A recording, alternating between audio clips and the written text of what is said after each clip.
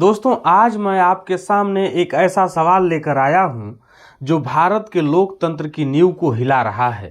यह मुद्दा है अभिव्यक्ति की आज़ादी पर हो रहे निर्मम हमले का, जिसके तहत नरेंद्र मोदी और उनकी भाजपा सरकार हर उस आवाज़ को कुचल रही है जो आवाज़ सवाल पूछती है, जो सच बोलती है, जो हुकूमत की नाकामियों को उजागर करती है।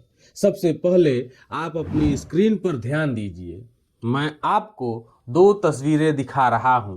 पहली तस्वीर में कांग्रेस का एक ट्वीट है, एक बिना सिर पैर वाली तस्वीर जिसके ऊपर लिखा है जिम्मेदारी के समय गायब।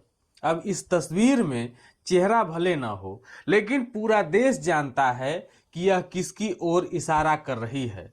यह उस शख्स की बात कर रही है जो संकट के समय हमेशा गायब हो जाता है और फिर अपनी आलोचना करने वाली हर उस आवाज को कुचलने की साजिश रचता है।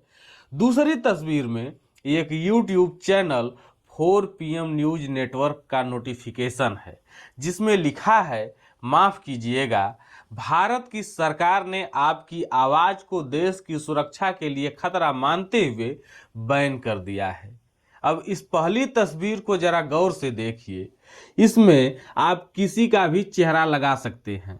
कभी इसमें लोकप्रिय गायिका नेहा सिंह राठौर का चेहरा लगा दीजिए, जिन पर देशद्रोह का मुकदमा ठोक दिया गया।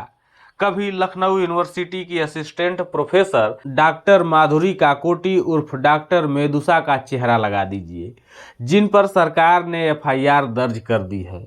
या फिर कोई और जो सरकार से सवाल पूछने की हिम्मत करता हो। यह सिलसिला थमने का नाम नहीं ले रहा है। एक तरफ बेनाम चेहरा जो जिम्मेदारी से भागता है और दूसरी तरफ साफ साफ चेहरे, साफ साफ आवाजें जिन्हें सरकार न सुनना चाहती है न समझना चाहती है, तो क्या करती है? बैन कर देती है। आवाज़ों को बैन करती है, लोगों को बैन करती है, संस्थानों को बैन करती है, देशद्रोह की धाराएं लगाती है, जेल में डालती है और हर उस गुस्ताख जुबान को खामोश कर देती है जो हुकूमत से सवाल पूछती है। यह कोई नई बात नहीं है। मोदी सरकार का यह चेहरा अब सबके सामने आ चुका है। 4 PM न्यूज नेटवर्क, जिसके 70 लाख से ज़्यादा सब्सक्राइबर हैं, उसको राष्ट्रीय सुरक्षा के नाम पर बैन कर दिया गया। क्यों? क्योंकि इस चैनल ने पहलगाम में हुए आतंकी हमले के बाद सरकार से सवाल पूछा। इसने पूछा कि जब पुणे के टैक्सी वालों तक को यह पता था कि वैसरन घाटी खुली हुई है, तो प्रधानमंत्री नरेंद्र मोदी को कैसे नहीं पता था? गृह मंत्री अमित शाह को कैसे नहीं पता था? राष्ट्रीय सुरक्षा सलाहकार अजीत डोभाल को कैसे नहीं पता था? सवाल इतने खतरनाक थे, सरकार ने जवाब देने के बजाय चैनल को ही बंद करवा दिया। इसी तरह नेहा सिंह राठौर ने एक गाना गाया जिसमें उन्होंने सरकार की सुरक्षा व्यवस्था पर सवाल उठाया। जवाब में देशद्रोह का मुकदमा उनके ऊपर ठोक दिया गया। डॉक्टर मेदुसा ने सोशल मीडिया पर सरकार की नाकामी को उजागर किया। जवाब में FIR दर्ज कर दी गई। सरकार का तर्क है कि इनकी बातें पाकिस्तान में देखी जा रही है। भाई वाह, ये हुई ना बात। क्या अब हम यह सोचकर बोलें कि हमारे बारे में पाकिस्तान क्या सोचेगा? क्या हमारी अभिव्यक्ति की आज़ादी अब पाकिस्तान तय करेगा? यह तो भारत की संप्रभुता को खुद ही तार तार करने जैसा है। कांग्रेस का ट्वीट सही कहता है, जिम्मेदारी के समय गायब। यह कोई पहली बार नहीं है। याद कीजिए कोरोना काल को, जब देश में ऑक्सीजन की कमी से लोग तड़प तड़प कर मर रहे थे। अस्पतालों में बेड नहीं थे, शमशानों में लकड़ियां कम पड़ गई थी और कब्रिस्तानों में जगह नहीं बची थी। इलाहाबाद में लाशों का अंबार लगा हुआ था और लाशों को रेत से ढक दिया गया था, कफन चुरा लिए गए थे और उन लाशों को कुत्ते और कौवे नोच रहे थे। तब नरेंद्र मोदी कहाँ थे?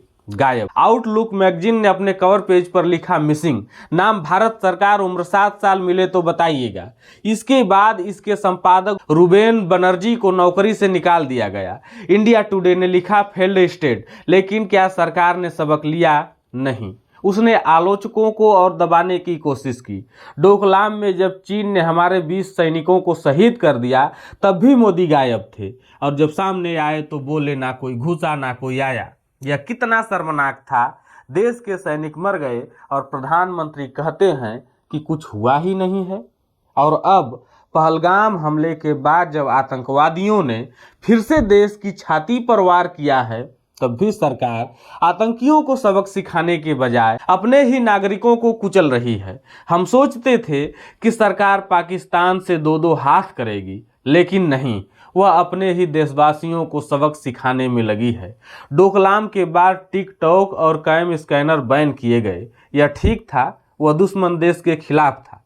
लेकिन अब 4 PM को बैन करो, नेहा सिंह राठौर पर देशद्रोह लगाओ, डॉक्टर मेदुसा पर मुकदमा ठोको। यह क्या बात हुई? यह बदला है, लेकिन पाकिस्तान से नहीं, अपने ही लोगों से।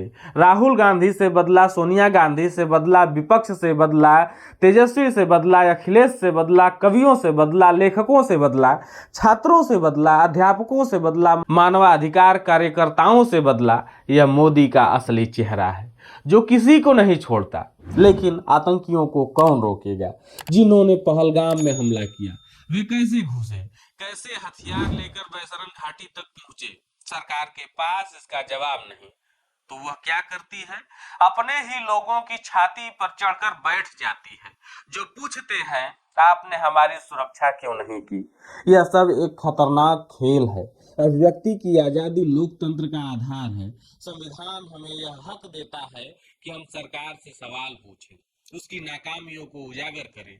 लेकिन मोदी सरकार इस हक को छीन रही है। वह चाहती है कि हर कोई मोदी और भाजपा की तारीफ करे, और जो न करे उसे देशद्रोही करार दे दिया जाए। यह तानाशाही नहीं तो और क्या है? जरा सोचिए, एक तरफ सरकार कहती है कि वह आतंकवाद को खत्म करेगी, लेकिन वह अपने ही नागरिकों को आतंकित कर रही है। वह कहती है कि पाकिस्तान को सबक सिखाएगी, लेकिन असल में अपने ही लोगों को सबक सिखा रही है। यह लोकतंत्र नहीं, यह हिटलर शाही की शुरुआत है। अब समय आ गया है कि हम इस तानाशाही के खिलाफ खड़े हों। हमें अपनी आवाज बुलंद करनी होगी। संजय शर्मा, नेहा सिंह राठौर, डॉक्टर मेदुसा और हर उस शख्स के साथ खड़ा होना होगा जो लोकतंत्र के लिए लड़ रहा है। अभिव्यक्ति की आज़ादी कोई सरकार की दी हुई भीख नहीं है, बल्कि संविधान से मिला हुआ हमारा हक है, और इस हक की रक्षा के लिए हमें हर कीमत चुकानी होगी। मैं आपसे अपील करता हूं, इस लड़ाई में शामिल हों, सवाल पूछें, सरकार को उसकी जवाबदेही याद दिलाएं, क्योंकि अगर आज हम चुप रहे तो कल को हमारी बारी होगी, और तब तक बहुत देर हो चुकी होगी। फिलहाल इस वीडियो में इतना ही। आपका इस मुद्दे पर क्या सोचना है? कृपया अपने विचार कमेंट बॉक्स में हमारे साथ साझा जरूर करें। साथ ही अगर वीडियो पसंद आई हो तो चैनल को सब्सक्राइब और वीडियो को लाइक और शेयर भी जरूर करें।